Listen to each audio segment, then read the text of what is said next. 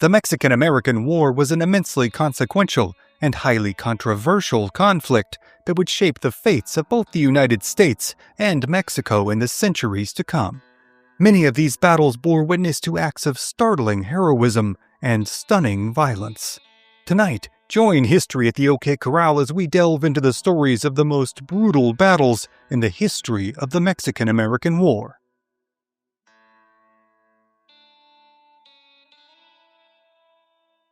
Mexico City, September 13, 1847. As Chapultepec Castle casts a formidable shadow in the early morning light, the fields below its towering stone walls erupt in an onslaught of attacking United States Army infantrymen, as well as a small contingent of United States Marines. Inside the stone walls and lining the parapets of the medieval-looking structure are 750 Mexican soldiers composed of local natives, itinerant farmers, and adolescent cadets from the nation's military school headquartered here at the castle. They are Mexico's last line of defense in the ongoing Mexican-American War, the final barrier to the American forces taking of Mexico City. As the men inside the castle attempt to aim and fire upon their attackers, many are rebuffed by the incessant thunderous striking of U.S. artillery fire into the castle walls. The American barrage has not stopped since it began the day prior, and every shot seems to further disrupt the nervous systems of the defenders atop the walls. As a thick miasma of gun smoke envelops them, the shrieks and groans of the wounded mix with the shouts of orders from the commanding officers, creating a horrifying cacophony of gore and chaos. In the fields beneath the castles, the American forces have been tasked with what many among them consider to be an impossible mission of weathering the Mexican defenders' fire and scaling the steep castle walls. However, under the staunch direction of their officers, they storm forward, knowing that every second spent in the open could be their last, as bullets and artillery rain down upon them. For their part, the Marines have already carved out a formidable reputation as an invaluable American military asset.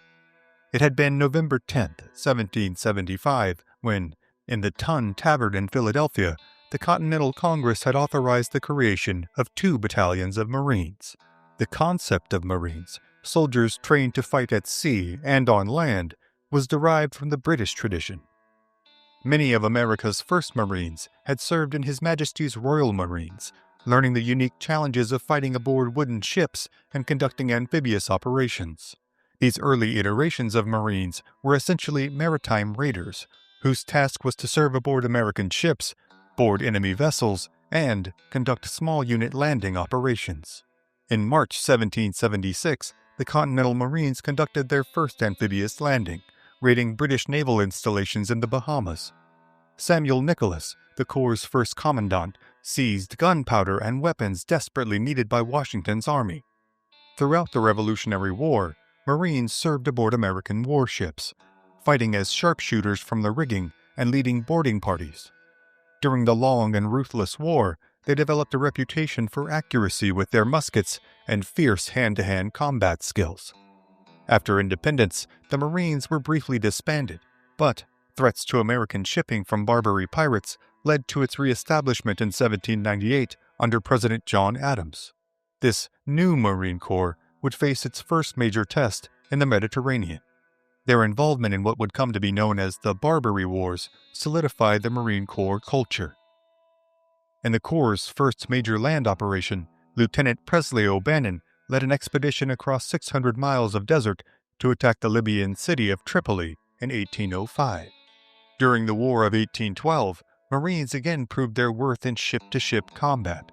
Aboard the USS Constitution and other American frigates, they served as sharpshooters, picking off enemy officers and helmsmen at crucial moments. Between wars, the Marines developed a unique dual role. They provided security at America's naval yards and also served as a ceremonial unit in Washington. The Marine Band, known as the President's Own, became a symbol of national dignity at official functions. By 1846, on the eve of the Mexican-American War, the Marine Corps was a small but highly professional force. They numbered only about 1,000 men, but their combination of naval and land warfare skills made them uniquely valuable for the coming campaign. When war broke out with Mexico, Marines were among the first units deployed. Now, their unique skill set will be tested to its utmost in the fight for Chapultepec Castle. Along with their rifles and sidearms, the Marines carry climbing ropes and shoulder-long climbing ladders with which to scale the walls of the castle. The castle itself, its very shape and structure harkening back to the days of the 11th century Crusades, is a national landmark of great pride for the Mexican people.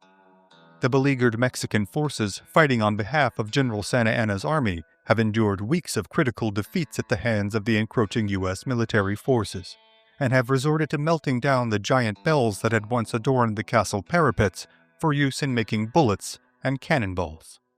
The veterans among them are mostly members of the Battalion de San Blas, under the command of Lieutenant Colonel Felipe Xicotencatl.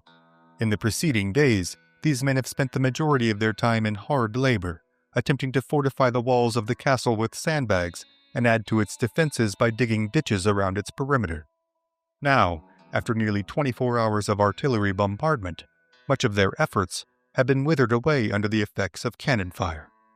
With every diminution of their defenses, many among the Mexican forces feel their morale begin to waver, as the looming possibility of being overrun by the Americans seems to be a more and more likely scenario. Still, the youngest among them remain undaunted. To the great admiration of their elders and superiors, the roughly 50 cadets from the National Military Academy now fight with unbridled tenacity, unleashing volley after volley into the attacking American forces. Despite their age and rudimentary training, their resolve carries the air of a Spartan-esque determination to fight until the very end in defense of their homeland. On September 11th, 2 days prior to this battle, Colonel Nicholas Bravo had ordered that all of the military academy's cadets evacuate the castle, as he had assumed the oncoming American attack would indeed be a brutal affair. In preparation for the assault, the American forces have been split into 2 factions of 250 men each. The first group is commanded by U.S. Army Captain Silas Casey and General John Quitman. Just after 8 a.m., they reach the road that leads to the entrance of the castle. As rifle fire, cannonballs, and grape shot pepper the ground around them and decimate their ranks, the Marines finally reach the base of the castle walls.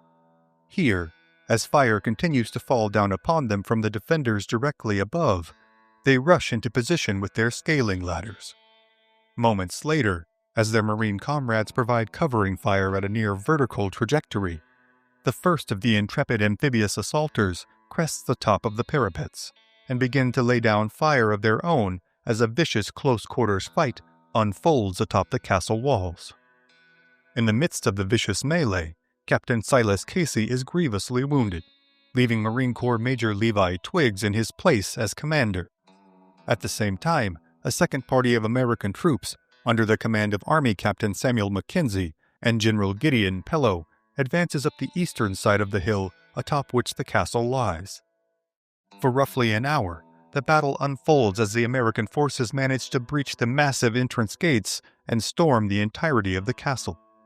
Though they have fought ferociously against the divisions of Generals Worth, Whitman, and Pello at the base of the hill, the San Blas Battalion is nearly completely wiped out, with the survivors retreating further into the castle's interior. Atop the walls of the castle, the surviving Mexican troops from the San Blas Battalion, as well as the remaining young cadets, then fight on as they make a concerted strategic retreat to the castle's northeastern corner. The 5 remaining cadets, Agustin Melgar, Juan Escuchilla, Vicente Suarez, Francisco Marquez, and Fernando Montes de Oca, all between the ages of 13 and 20, fight on under the command of the young lieutenant from the National Military Academy, Lieutenant Juan de la Barrera. Finally, as all hope of victory is clearly lost, Cadet Juan Escuchilla, in a final act of defiance, wraps himself in the Mexican flag and leaps from the high stone walls to his death, rather than be captured by the American forces. By 9 a.m., the battle for Chapultepec Castle is over, as General Bravo officially surrenders to the U.S. Army's New York Regiment, and the U.S. Marines hoist the first American flag over the walls of the castle. Though the battle is over, the repercussions of the Battle of Chapultepec have only just begun.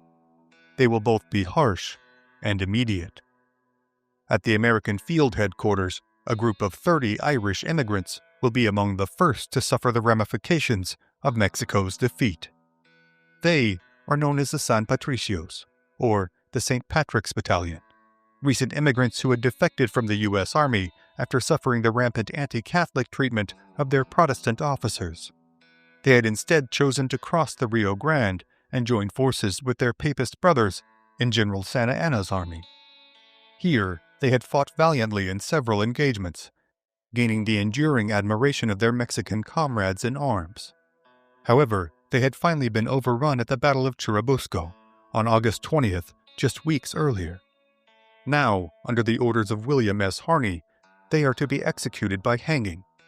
As a particularly pointed caveat to these orders, Harney has insisted that the men be lined up and made to wait for their demise until the moment the American flag is raised over the walls of Chapultepec in victory. As the flag of the victorious American forces is raised, the lives of the unfortunate San Patricios are snuffed out en masse at the end of 30 rawhide ropes. This action, combined with the execution of 16 more men on September 10th at San Angel and 4 more on September 11th at the village of Mixcoac, is the largest mass execution in the history of the United States. While more than 9,000 American troops deserted during the war, only the San Patricios would face such harsh punishment at the hands of the U.S. Army officers. Back at the castle, General Scott arrives to the cheers of the American forces, and arrangements are quickly made for the Americans to now continue their attack towards Mexico City. By early afternoon, the Army's 15th Infantry has been left to stand guard over the castle, as General Quitman leads the remaining soldiers and Marines as they make their way towards the 2 critical remaining points of ingress into the capital city.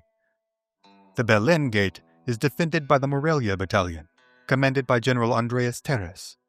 They are composed of 3 cannons and 180 men. However, with their ammunition supplies already dwindling and now rapidly diminishing, Terres and his men quickly draw back to Mexico City, leaving the American soldiers and Marines with now unfettered access to General Santa Anna's last remaining stronghold. Here, with victory in sight, the American forces will face perhaps their greatest challenge yet in the Mexican-American War. Though they have made relatively quick and brutally decisive work out of taking Chapultepec Castle, the fight that will unfold next will be among the most costly in American military history.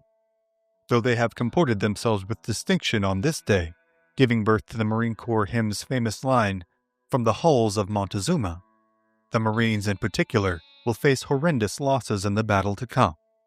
Major Levi Twiggs, hero of this seminal engagement in the Corps' history, will fall just days later on September 15th, alongside 29 other Marines, leaving their casualty rate for the Battle of Mexico City at over 90%, and forever cementing the Marines' reputation as a small but tenacious and uniquely valuable fighting force in the American military arsenal. For General Santa Anna, this is truly the beginning of the end, as the fall of Mexico City, as he well knows, will result in Mexico's ultimate defeat in the war.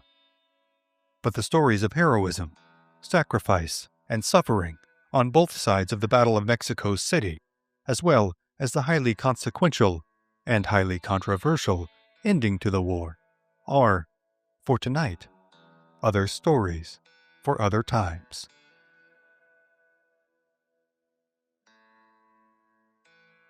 Central Mexico, October 9th, 1847. As the streets of the small town of Huamantla erupt in violence around him, Texas Ranger Samuel Hamilton Walker fires with a revolver in each hand into the hordes of oncoming Mexican soldiers pouring towards him.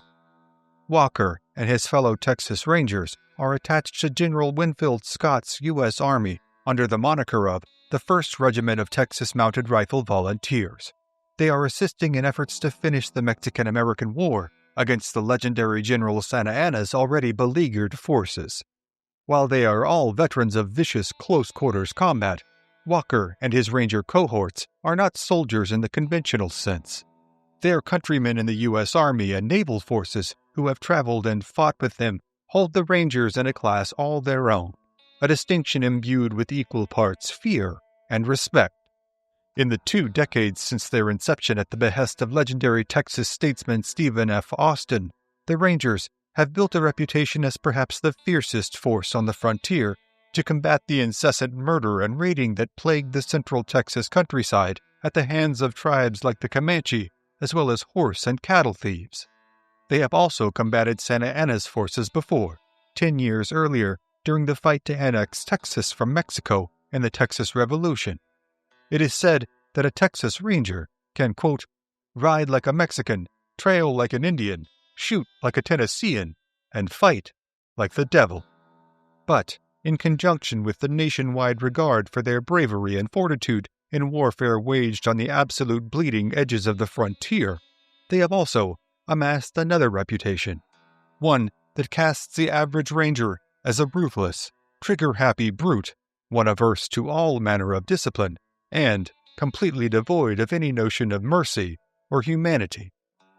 Tales abound, even in these relatively early stages of their existence, of the Rangers' unparalleled predilection for abusing and often executing the prisoners that they had taken before ever presenting them at trial. It was said that a Ranger would sooner hang a man than feed him as a prisoner, and oftentimes this adage had proven true, as the nature of the warfare being conducted on the Texas frontier did not, by and large, draw men who were naturally prone to the order and discipline of conventional warfare in the 19th century.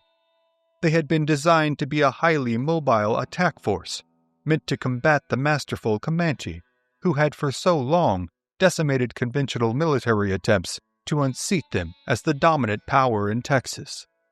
The nature of this warfare, and the nature of the men fighting it, had often resulted in scenes of murder, mutilation, and unjust arrest and imprisonment that had driven Santa Anna himself to declare the Rangers as no better than pirates and brigands, and refused to grant them any quarter should they be taken prisoner.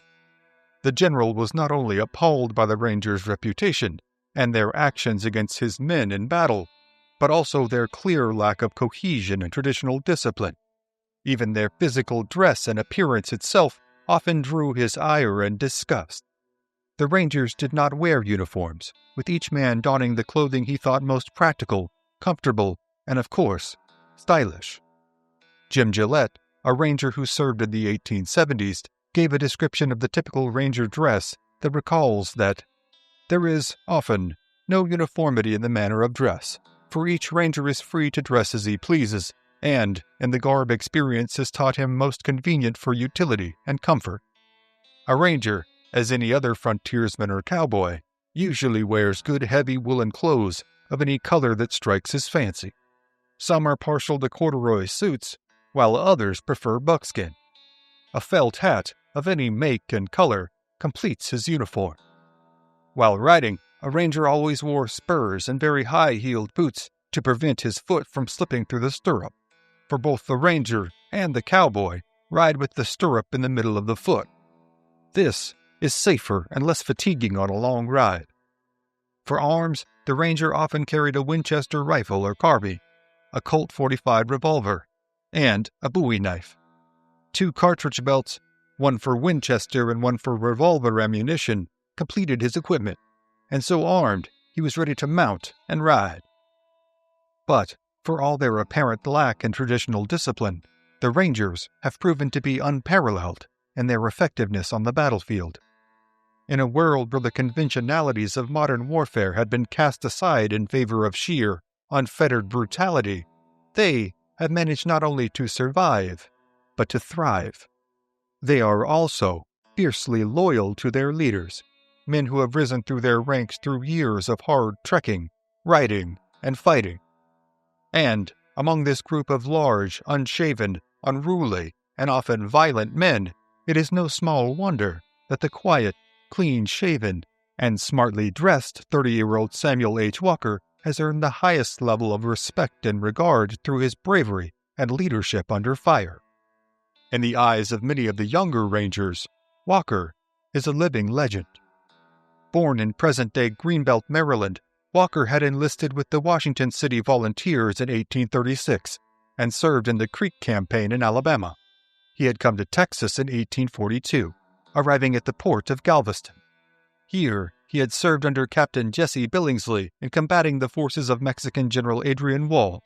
As part of the infamous Mier expedition, Walker had been part of a legendary event, one that would cement the animus between the Rangers and their Mexican counterparts for decades to come, when he and 242 other Texans had been captured by Mexican forces at the Battle of Ciudad Mier on December 26, 1842. They had been marched to Mexico City, and on February 11, 1843, 181 of the Texans had managed to briefly escape. But 176 of them, including Walker, had been recaptured. The now enraged General Santa Anna had ordered every one of the 176 Texans to be executed by firing squad. However, diplomatic efforts by foreign ministers from Great Britain and the United States, still a separate country from Texas at the time, had prevailed in convincing the general to execute only 1 out of every 10 of the prisoners. Thus, General Santa Anna revived the macabre practice of the decimation punishment employed by the Roman army. To determine the prisoners to be executed, the Mexican officers had placed 159 white beans and 17 black beans in a jar. The Texans were made to each draw a bean from the jar, with those who drew a white bean being left to live, and those who drew a black bean being designated among the unfortunates to be brought in front of the firing squad. Walker had, in fact, been among the fortunates to draw a white bean, but had been permanently enraged by both the executions of his friends and the treatment of himself and his fellow Texans afterwards, as they were impressed into work gangs and made to build roads around Mexico City. Walker and his companions, including other future Texas Ranger legends like Bigfoot Wallace, would not be released until September of 1844. Many of them, Walker and Wallace included, would return to Texas, only to enlist with the Rangers in hopes of exacting their retribution upon General Santa Anna and the Mexican army. Samuel Walker had enlisted at the end of 1844, and initially served with distinction under the legendary Captain Jack Hayes, himself a rare exception to the hard-bitten Ranger stereotype, before rising to the rank of captain himself. Walker had distinguished himself not only through his actions on the battlefield, but for his innovations in what would go on to become one of the most legendary sidearms in the history of the Old West. In 1846, Walker had traveled to New York City on a self-funded trip to meet with the weapons manufacturer Samuel Colt. Colt was a Connecticut-born inventor whose 5-shot Colt-Patterson revolver was being used by the Rangers to revolutionize tactics and techniques in fighting the highly mobile Comanche. Before the advent of the Colt-Patterson revolver, so named for its inventor and its birthplace in Paterson, New Jersey, the Rangers had been relegated to single-shot rifles and pistols.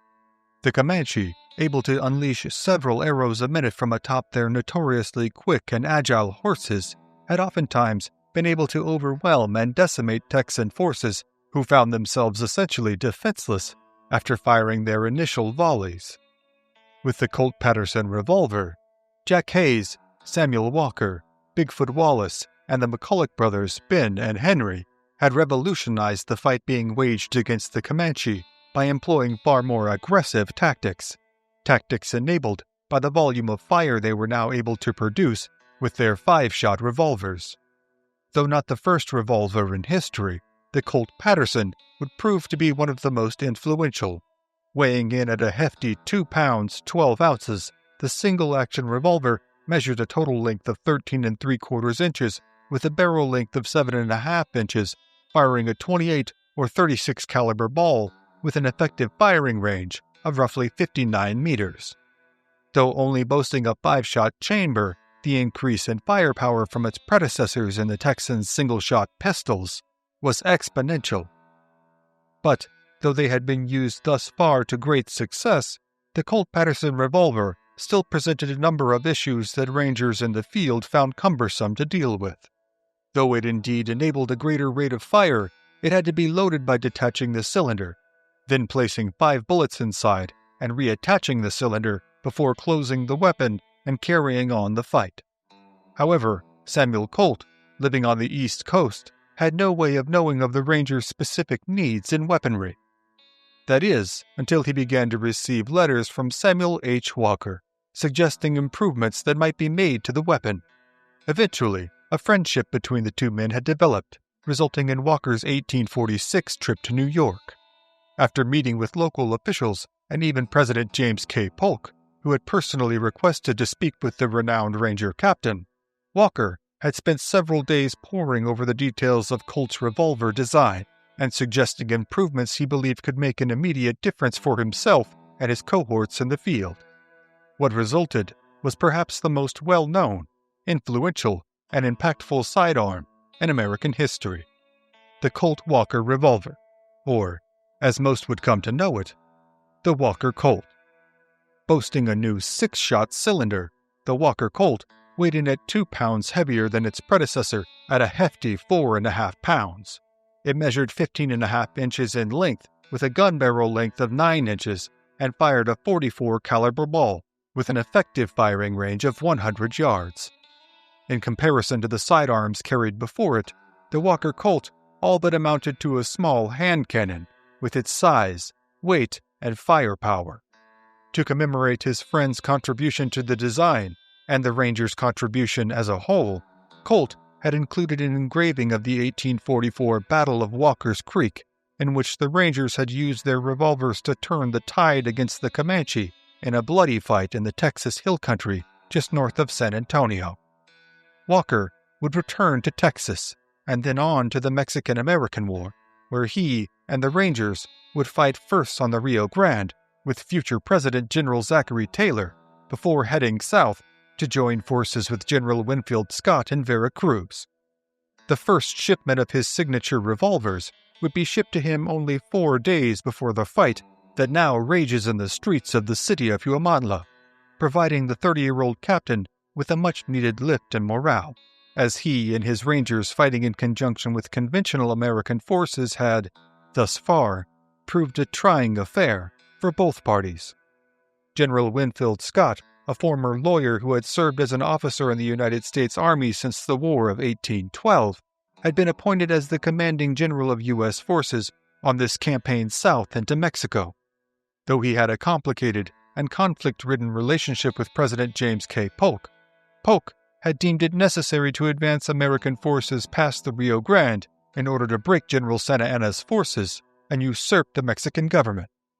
General Scott, ever a prescient career military man, had preemptively drawn up invasion plans that he presented to the president and was granted command of the invasion as he had devised the blueprint for it himself.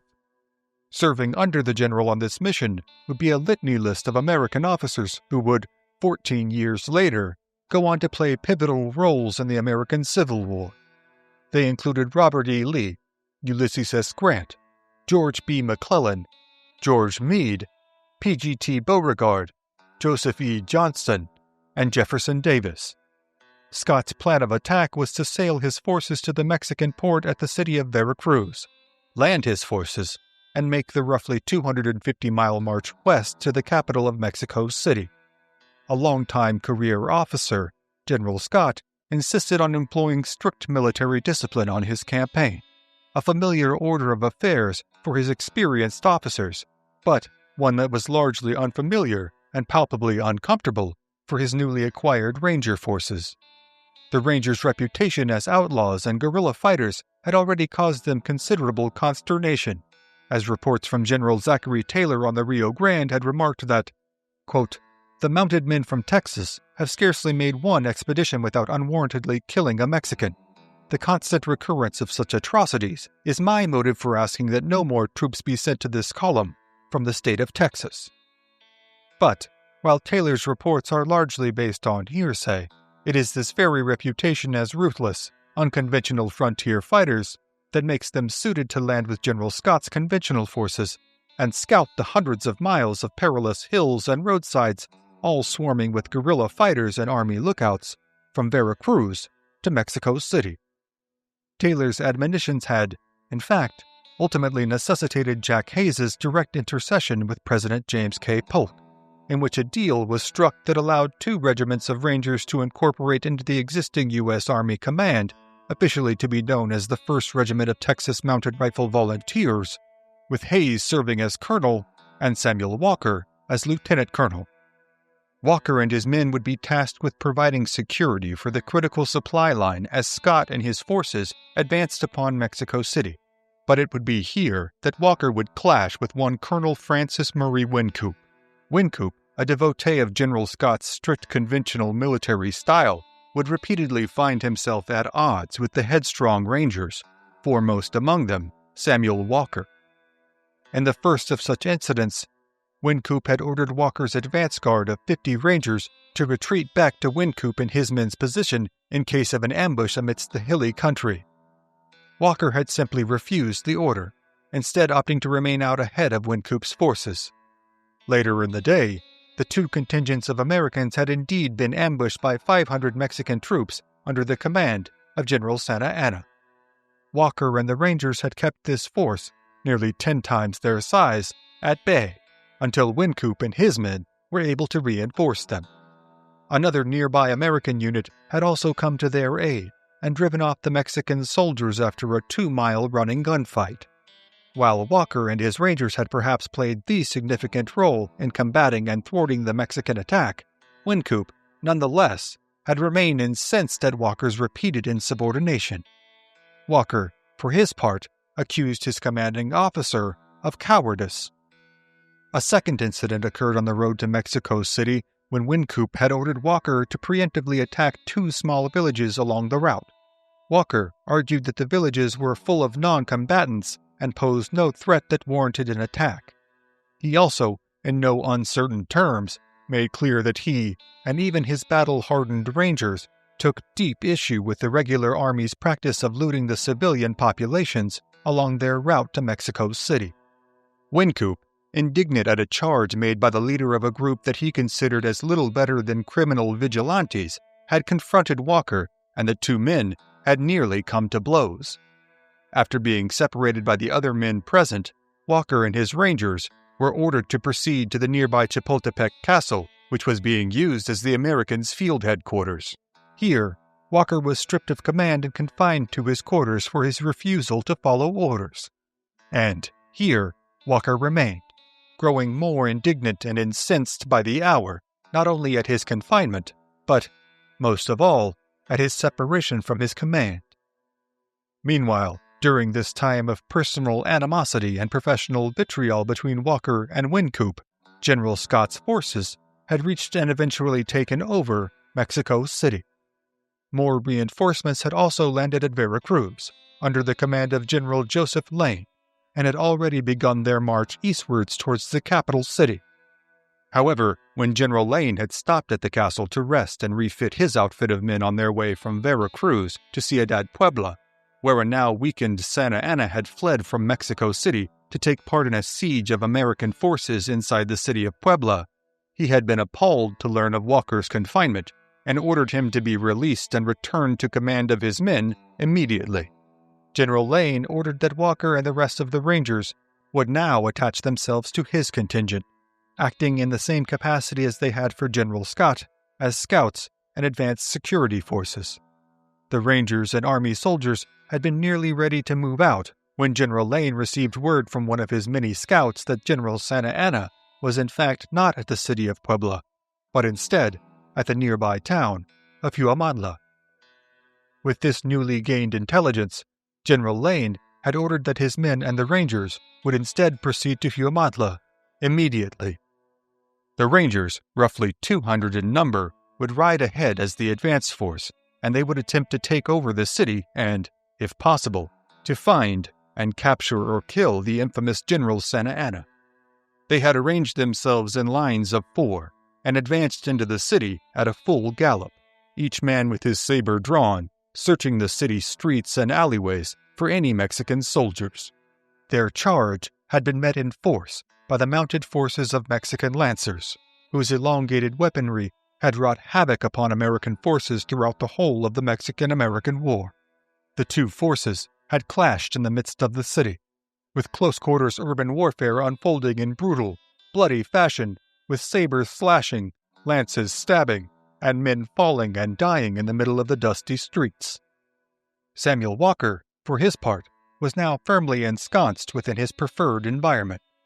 With violence and chaos raging all around him, with buildings catching fire and snipers firing from rooftops and windows, Walker had slashed his way to the center of town, even decapitating an unfortunate Mexican soldier who attempted to charge him. Now, with his pistols drawn, Walker sits astride his trusted warhorse, shouting exhortations and encouragement to his men, who now try to carry out the battle in a systematic fashion, going house by house down the city streets, clearing each building of any of its residents before moving on to the next.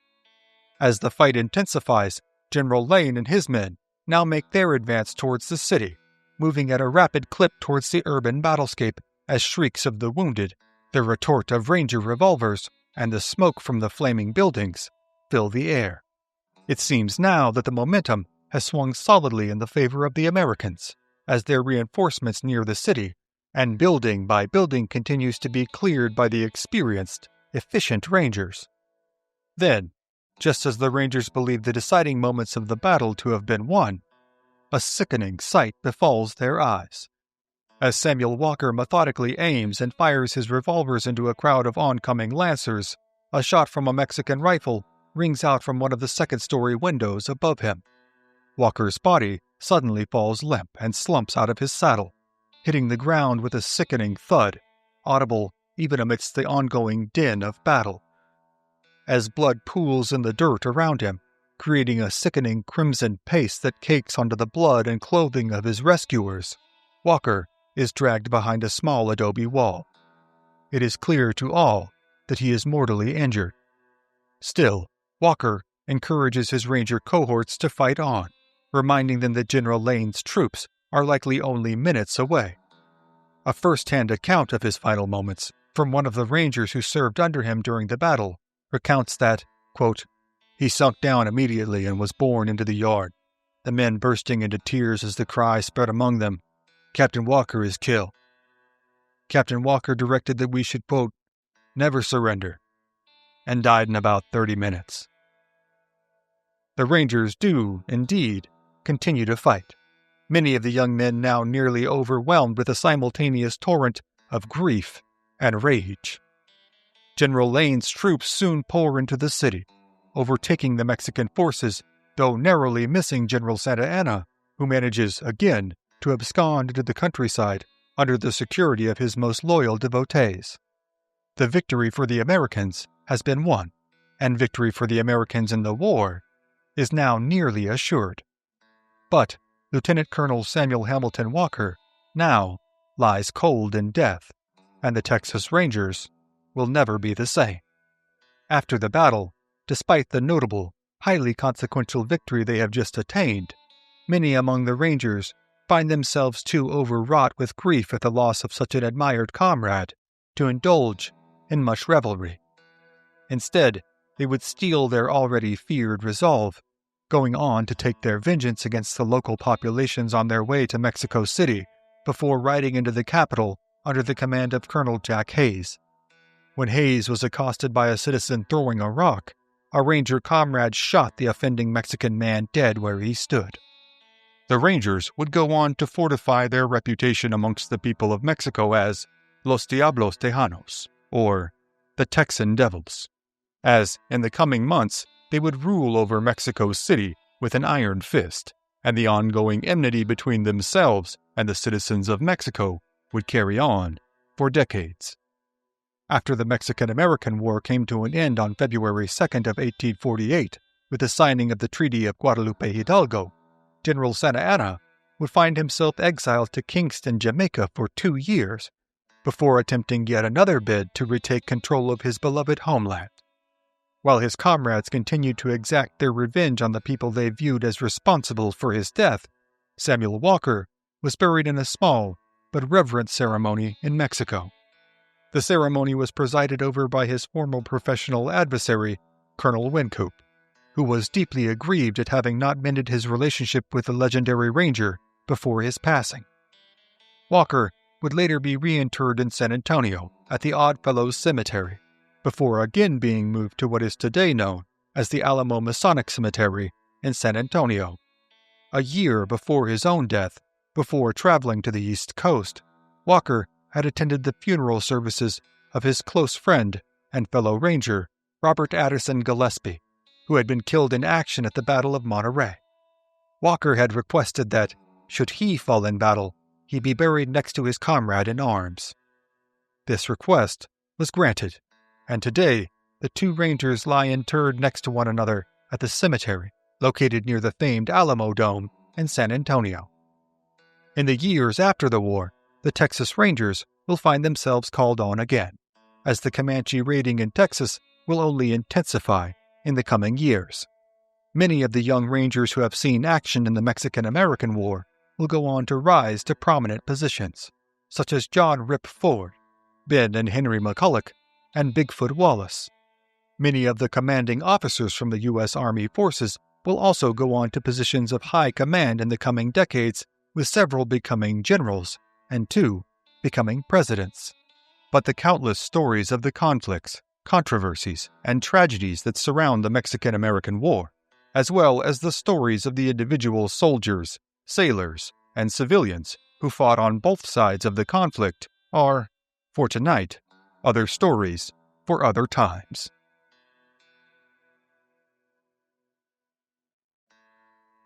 San Diego, California, December 5, 1846. As a dreary overcast sky looms above them, Captain Archibald Gillespie and his detachment of 40 U.S. Marines ride east from the city into the dry, chaparral-covered desert that looms endlessly before them. They are on their way to join forces with Brigadier General Stephen F. Kearny and his force of 200 troops, who have sent word to the Marines that they are caught in dire straits in the middle of the Southern California desert. General Kearny and his men have traveled to their current location, roughly 30 miles east of the bustling pueblo of San Diego, as part of the United States' efforts during the ongoing Mexican-American War.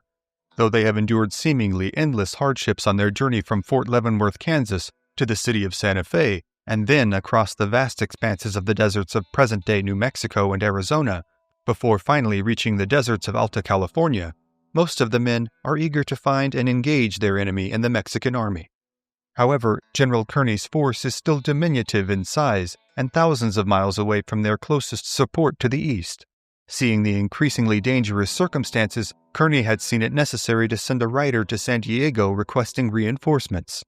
This request reached the headquarters of Captain Archibald Gillespie, where he had hurriedly marshaled the contingent of U.S. Marines he now leads eastward in their effort to reach General Kearny and his men before they are forced to engage with the local forces that are surely reconnoitering the hills around them. These local forces, Gillespie and his men are well aware, are unlike the rest of their counterparts in the Mexican army, whom the U.S. forces have combated in the previous few years. With Alta or Upper California comprising the northernmost reaches of Mexican territory, its inhabitants, Mexican citizens known as Californios, have adapted their country's culture to fit their environs. In the vast expanses of California ranchos, which could comprise thousands of acres, becoming an adept horseman was essential not only for working vaqueros, but also everyday citizens simply wishing to get from one place to another in this expansive land. Throughout the whole of Mexico, the Californios were regarded as unmatched in not only their horsemanship, but their adroitness in wielding their long leather riatas, precursors to the modern-day cowboy's rope. It was said that a Californio would rather climb atop his horse and ride 100 yards rather than walk it, and that any Californio was a better roper with his foot than the average Mexican was with his hand. But these are not the only attributes that separate the Californio soldiers that General Kearny and his men will be facing and the regular Mexican army fighting further to the south. Their most noticeable characteristic, and perhaps their most dangerous, is evident even from afar to the scouts and soldiers watching them from the cover of the dense chaparral brush. Long, steel-tipped lances jut upward several feet from over the heads of each Californio rider, giving them an air of medieval simplicity that seems antiquated even here in the 1840s Southern California desert. But, while many among the Americans find the spectacle to be nearly comical, the damage that these lances can inflict is far from a laughing matter for anyone faced with combating them. Though the Californios are lacking in way of firearms and ammunition, their ability to inflict grievous wounds upon their adversaries before dashing away gives them a capability scarcely seen outside of the mighty tribes of the American plains. Like the Cheyenne, the Lakota, and the Comanche. Against a fighting force armed with single-shot carbines, they present a formidable foe. It had been at what history has come to know as the Battle of the Old Woman's Gun, when a detachment of unfortunate U.S. Navy sailors, Marines, and civilian volunteers had attempted to march on the burgeoning city of Los Angeles in an effort to quell an uprising in the area that had been previously conquered by American forces. This detachment, composed of 310 men, had been caught by the Californios just outside of the city and made to pay dearly over the course of a battle that lasted a night and the succeeding day. During the engagement, 4 American sailors had been killed, and 6 additional men gravely wounded at the end of the Californios' lances. Captain Archibald Gillespie, for his part, has spent the previous few months clinging tenuously to any semblance of power over the city of Los Angeles, having been appointed to the post by Robert F. Stockton, with explicit orders to rule over the city with a strict eye and an unforgiving hand. But, after continued unrest from the inhabitants of the city, with some in support of the Americans' efforts and some vehemently opposed, Stockton and Gillespie retreated southward by sailing to San Diego on October 26, 1846. They arrived 5 days later, on October 31st, and were welcomed by the local inhabitants of the besieged city to take part in their celebrations of All Souls' Day. However, despite their warm reception, the men had found San Diego to be all but bereft of usable horses, mules, and cattle. While Stockton had returned north to Monterey, where Commanding Officer John C. Fremont was experiencing similar problems, Captain Gillespie and his men had set about procuring as many animals and supplies as they could while staying within the good graces of the citizens. At this critical juncture in the Mexican-American War, the Americans now found themselves clinging to largely nominal control of the Southern California coastline stretching down from San Francisco. They were running low on men, ammunition, and supplies. However, General John Kearny, on his trek westward from the desert, mistakenly believed his countrymen to have solidified a strong measure of control over nearly the whole of the territory. In the middle of the New Mexico desert, Kearny and his men had happened upon none other than the legendary mountain man Kit Carson, whom John C. Fremont had dispatched to Washington to carry correspondence regarding the Americans' progress in Alta California. After reviewing these dispatches, General Kearny had felt so hopeful as to the state of the Americans' advancement that he sent nearly half of his forces back to Santa Fe.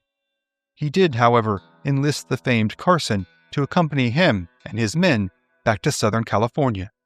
Now, Carson, among the most experienced in the group by far in matters of frontier warfare, rides with Kearny's cavalry, dressed in his mountain man trappings and sitting astride his sure-footed mule. He shares Kearny's growing concern with the group's isolation. The men amongst the cavalry, however, are by and large in high spirits, despite the toll taken on themselves and their animals by the months-long journey west. They have come here to fight what they believe to be a markedly inferior enemy, not only lacking in their training and equipment, but in fact relegated to using centuries-old technology in a desperate bid against a superior foe.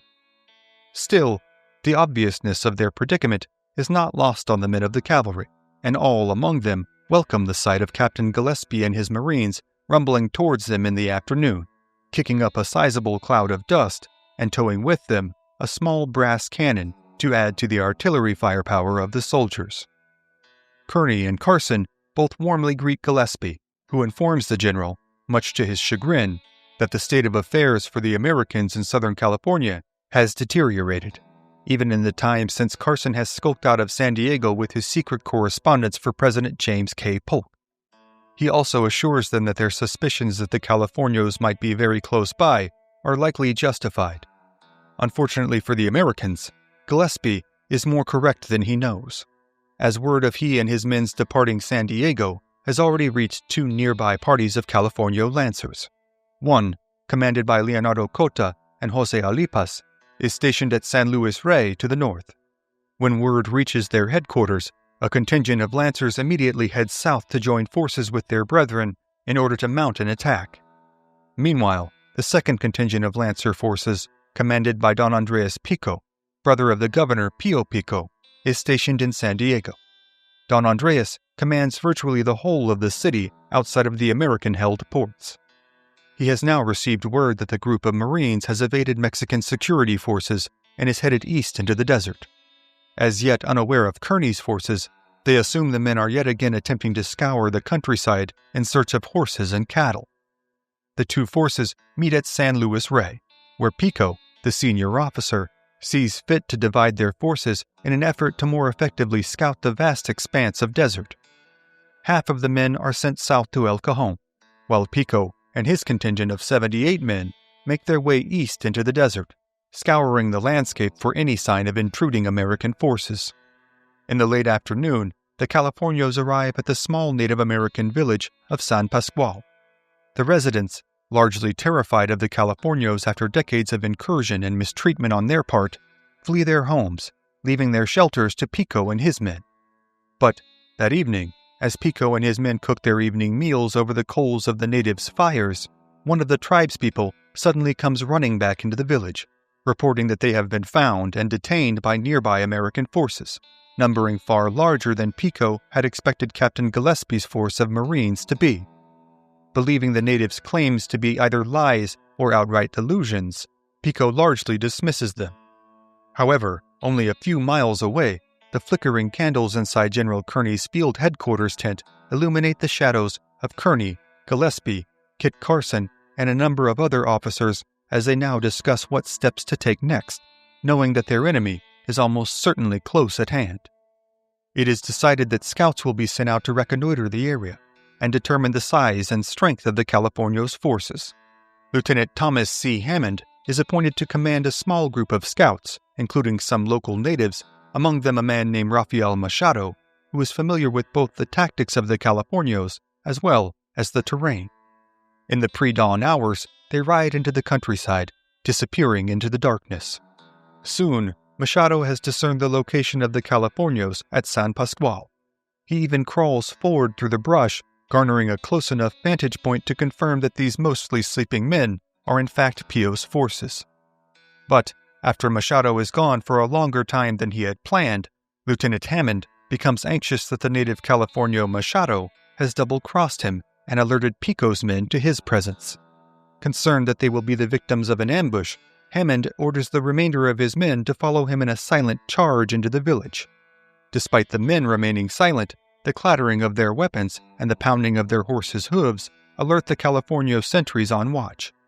Machado is discovered by his companions in this charge, having in fact steadfastly done his duty, and now remounts and joins his cohorts in a hurried retreat as the Californio guards order them to halt. In their haste, one of the soldiers drops their dark blue coat, with the tag U.S. Army sewn on it. Now, not only is Pico aware of the presence of the Americans, he has evidence that there is a larger force afoot than the 39 Marines who had left San Diego. As Lieutenant Hammond breathlessly reports the news of their discovery to General Kearny, Kearny mulls over his options. He decides, against the advice of Carson, that since the element of surprise has now been lost, they must make their attack as quickly as possible. As an early morning frost coats the blankets of the sleeping men, and a thick fog covers the landscape, they are suddenly shaken awake by their officers, and told to make ready for a charge. After shaking off their restless night's sleep, many of the young men are eager to mount up and make the charge to glory that they have traveled so far to take part in. Kearny has, however, taken a number of steps in order to mitigate their risk. He has ordered that their main objective will be to surround the village of San Pasqual, capture their horses, and take the men prisoner. However, the general, Carson, and Gillespie are all dubious as to whether or not this plan will be entirely realistic. Meanwhile, the forward observers from Pico's force of Californios dot the horizon with their silhouettes, keenly gathering some rather surprising intelligence as they take stock of the number of Americans present, not so large that an attack would be out of the question, and the condition of their stock, who are now so gaunt after their cross-continental trek that many of them seem near death. Within 15 minutes of being awakened, the men are organizing into their well-drilled formations in preparation for battle. When they had first left Kansas, their companies had been arranged according to the color of their horses, their animals well-fed and energetic, the men's uniforms pressed and well-kempt, and their weapons cleaned, oiled, and ready for use. Now, Many of the men ride mules or horses mismatched from their units, and the animal's current state significantly affects their ability to perform. To make matters worse, their carbines cannot be counted on to fire in the damp morning conditions. Thus, this attack will be relegated to swords and single-shot pistols, with the carbine's only use now being in wielding it as a club. The men separate into 3 guards, with the advance guard being commanded by Captain Abram R. Johnston. General Kearny commands the guard behind them, but as the men move out towards the small valley that ensconces the village of San Pasqual, they begin to separate from each other at a greater and greater rate during the course of their travel. As the men near the village, a critical mishap takes place. With the distance between them making the commands all but inaudible, General Kearny's command for Captain Johnston to proceed in a, quote, trot is misheard as a gallop. This is a grave mistake, as the distance to the village is too far for the exhausted horses to reach at full speed, and the advanced force would be too far ahead of the second column for the second column to provide adequate relief. Still, Johnston dutifully issues the order, and the men in the advanced column urge their horses into a gallop. Seeing this, General Kearny is horrified. He exclaims, "Good heavens, I did not mean that!" However, it is too late, and now the distance between the two forces grows even faster. Snapping into action, Kit Carson urges his mule into a full gallop of its own, attempting to catch up to the runaway column, as Kearny keeps his troops at a trot so as not to lose complete control of the battle before it begins. Carson and his mule catch up to the charging Captain Johnston, whose column is now reaching the expanse of the open valley floor. A half a mile away, they can see the village. The attack is now imminent. The 12-man column charges on, with its men roaring out in whoops and battle cries as they make their charge upon the village. But Pico and his Californios have taken cover in a small ravine next to the village, and from here let loose an initial volley of musket fire from their limited collection of firearms. As the gun smoke mixes with the thick fog, Captain Johnston falls from his mount, killed by a musket ball to the head. Riding directly behind him, Kit Carson sees the captain fall. This trips up his own mount, and his normally sure-footed mule takes a disastrous tumble to the ground, launching Carson several yards ahead of the animal, where he lands splayed out and in a daze, before hurriedly scrambling out of the way of the rest of the charging column. The charging soldiers attempt to loose a volley of their own, but most find that their weapons have indeed been rendered useless in the damp conditions. Now, the 11 remaining Americans draw their long sabers and charge head-on towards the Californios. At first, the Californios feign a retreat, momentarily seeming to scatter their forces to the west as they flee along the path of a small creek near the village. Captain Ben Moore, now the officer in charge with Johnston having been killed in the action, orders the men to pursue the Californios immediately. This the men do, giving chase down the banks of the small waterway. But this pursuit draws out their forces even further, making them easy targets for their enemy. As Kearny, Gillespie, and the rest of the men make their way across the valley as quickly as they can on their bedraggled mounts, they can only watch the horror that unfolds next. The Californios, seeing the compromised state of the Americans' forces, now wheel their fine, well-fed, and well-trained horses around, and make a head-on charge towards the soldiers still pursuing them. Within moments, they have surrounded the Americans in a whirling cyclone from which they can strike with their long lances, inflicting deep, grievous wounds, while others among them throw their leather riatas with expert efficiency, ensnaring and unsaddling riders who can then be pounced upon and dispatched in brutal fashion by other lance-wielding Californios. Captain Moore charges at Captain Pico himself, firing off an errant shot from his single-shot pistol before drawing his saber. He engages Pico, an expert swordsman, who manages to slash Moore with his own saber. As Moore attempts to fight off Pico's sword slashes and thrusts, 2 of Pico's men make separate charges upon the American officer, driving their lances deep into his torso and eventually sending him crumbling to the ground. The fall breaks the blade of Moore's saber, leaving him only the handle of the weapon with which to defend himself. He crawls to a spot near the river, attempting to club and bash any Californio who comes near, but he is soon finished off by a Californio with a pistol. Now, more Americans are starting to arrive at the battlefield, including General Kearny and Captain Gillespie. As he fights, Kearny is viciously wounded by a lance that pierces his lower back. Gillespie fights off numerous vociferous attacks directed at him by a number of attacking lancers, many of whom know who he is and are intent on exacting vengeance upon him personally. For his part, Kit Carson has managed to obtain one of the carbines from the dead U.S. soldiers, one that he miraculously finds to be in working order. He now sits ensconced behind a small rock formation, proffering effective, lethal fire against any Californio who comes within range of his position. Finally, the brass cannons being towed towards the rear of the third column are brought to the field by the American forces, and a powerful volley is let loose towards the Californios. Though it has little effect in the way of lethality, it does manage to momentarily scatter Pico's forces. Now, as Pico and his men survey the battlefield from out of range of the cannons, they are overwhelmed with a collective joy at not only having survived, but tactically dominated a better trained, better equipped, and much larger opposition force. For their part, General Kearny, Captain Gillespie, and Kit Carson are now left to survey a macabre scene of death and gore that seems to cover the whole of the valley floor.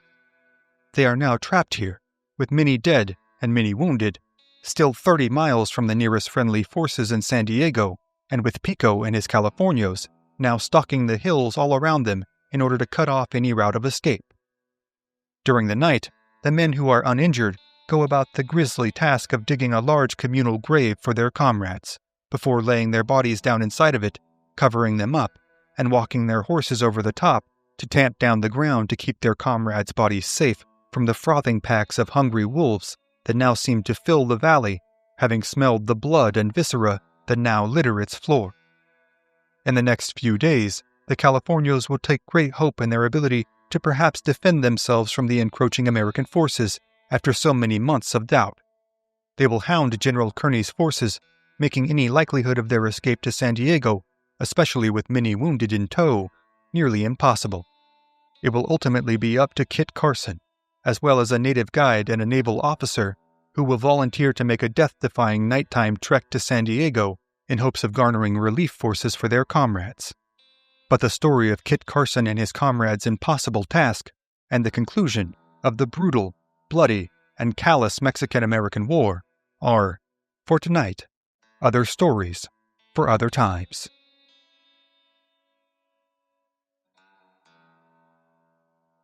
Just a few miles away from what is today downtown Los Angeles, one of the most critical battles of the Mexican-American War took place. Here now, History at the OK Corral brings you the brutal true story of the Battle of Rio San Gabriel. Los Angeles, California, January 8, 1848. As bullets slam into the water all around them, a force of just over 500 American soldiers, sailors, and Marines are caught in the middle of the San Gabriel River. Their mission is to attack a fort manned by Mexican soldiers which lies just to the north of this river. But, much to their growing terror, the river has proven more difficult to cross than they had anticipated, with their heavy cannons and armaments making the task even more arduous. As they pour fire into the attacking Americans from their positions behind the fort walls, the desperation amongst the Mexican troops is also palpable. They know that they are not only dwarfed in number by the oncoming American forces, but they are also running low on ammunition, a problem which now plagues the Mexican army in these late stages of the Mexican-American War. Now, their only hope is to make the most of what meager ammunition they do have, or they will be overrun, and their homeland of Alta California will likely be lost. Every man on either side of this battle knows the stakes at hand, and thus, a vicious fight now unfolds. As bullets whiz by them and the cries of wounded men and animals fill the air, many of the Americans crossing the rather innocuous-looking river suddenly find themselves quite literally bogged down in a pocket of quicksand. This makes them easy targets for their Mexican adversaries, and gunfire from the fortress quickly begins to concentrate on the unfortunate Americans now momentarily stuck midway across the river. Unfortunately for the Mexican troops, the poor quality of their gunpowder and dwindling ammunition supplies makes precision firing all but impossible. However, despite the relatively inaccurate fire, They attempt to make up for this deficiency with volume and intensity of fire in a last-ditch effort to thwart the attack. In a matter of only a few seconds, the American advance seemingly devolves into unadulterated chaos.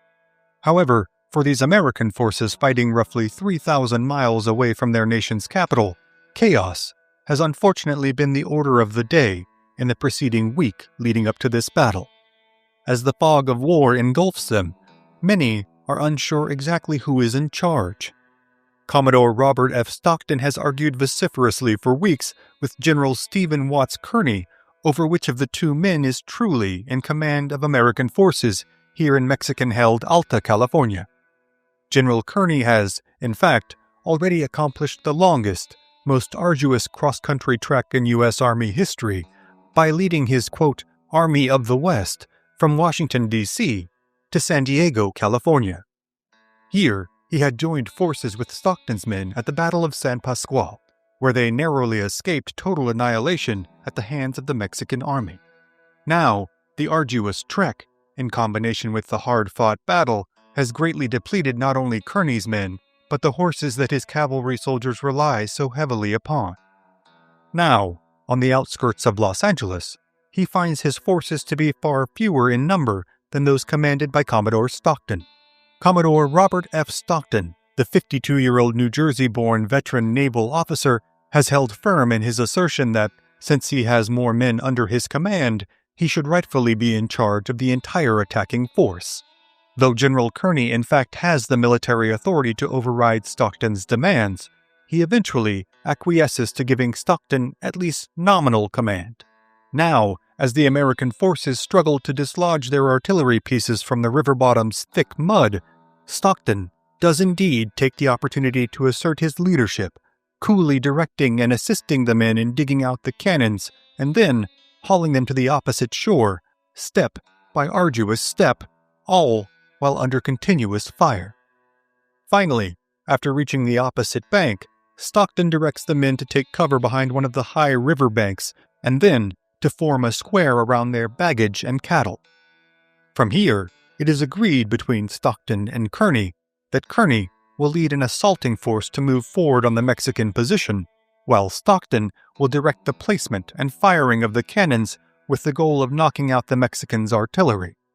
Meanwhile, seeing their efforts to stop the Americans' crossing has failed, General Jose Maria Flores orders his cavalry troops, the famed California Lancers, to take the field in a headlong offensive against the Americans' position. The Lancers, known for their seemingly anachronistic choice in weaponry with their 14-foot-long steel-tipped lances, have, in fact, proven lethally effective thus far, even against forces armed with vastly superior firepower. This is due largely to the Californios' prowess as horsemen.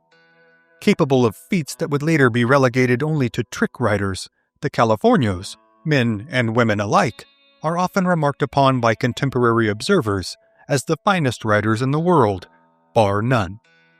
It is said that a Californio is more likely to saddle their horse and ride 100 yards than they are to walk it. This combination of unequaled mobility and tactical proficiency makes them a formidable opponent, indeed, even to an American army armed with the latest in firearm technology. Kearny and his men, constituting the left side of the square formation, meet this attacking force of lancers. The Mexican cavalrymen bear down upon them at full speed, crying, "Viva California!"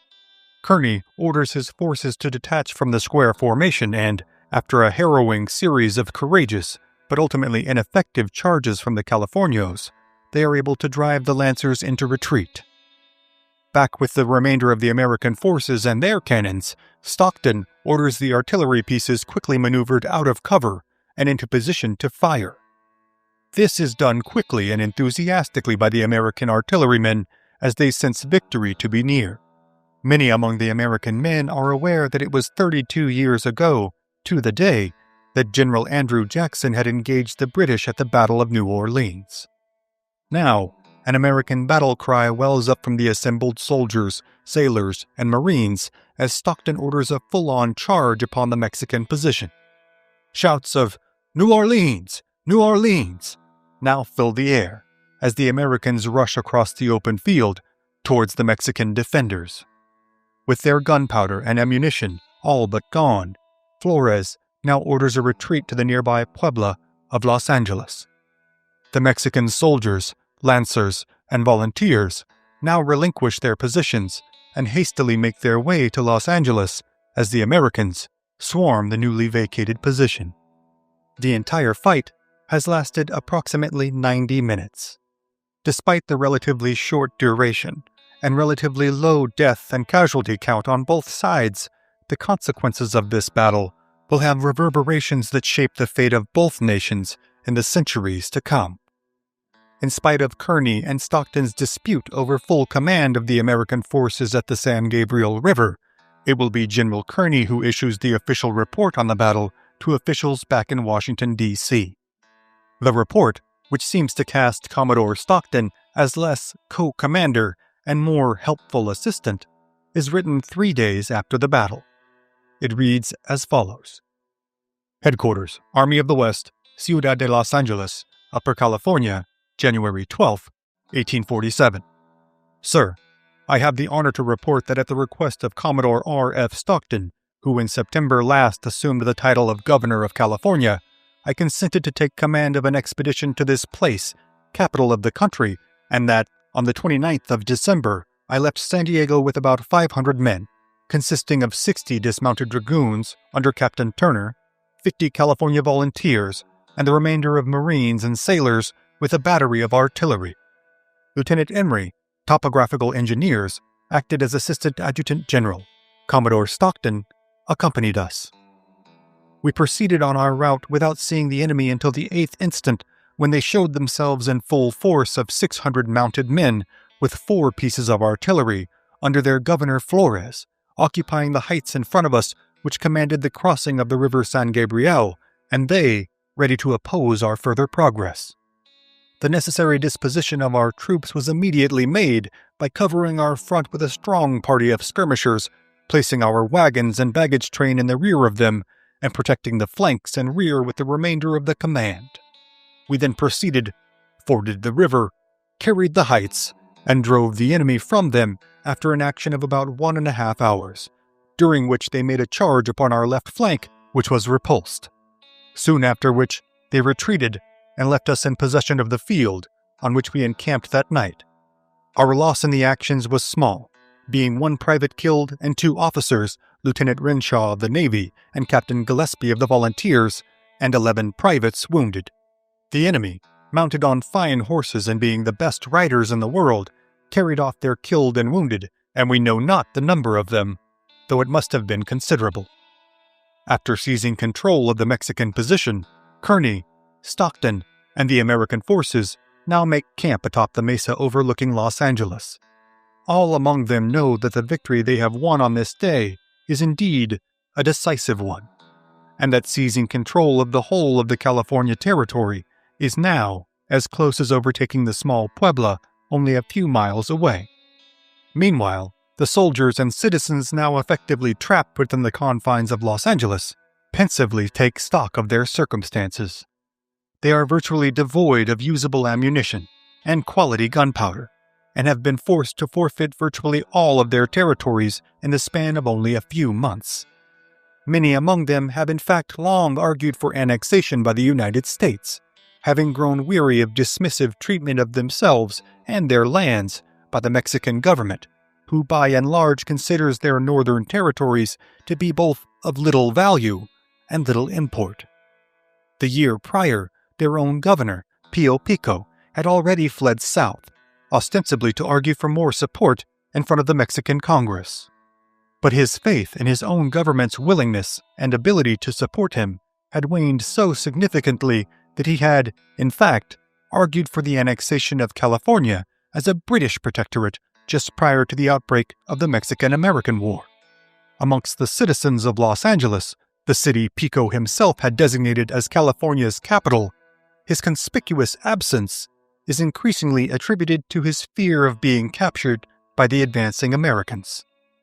Now, save for a few governing officials and military officers, the Californios have essentially been left to fend for themselves against the oncoming Americans.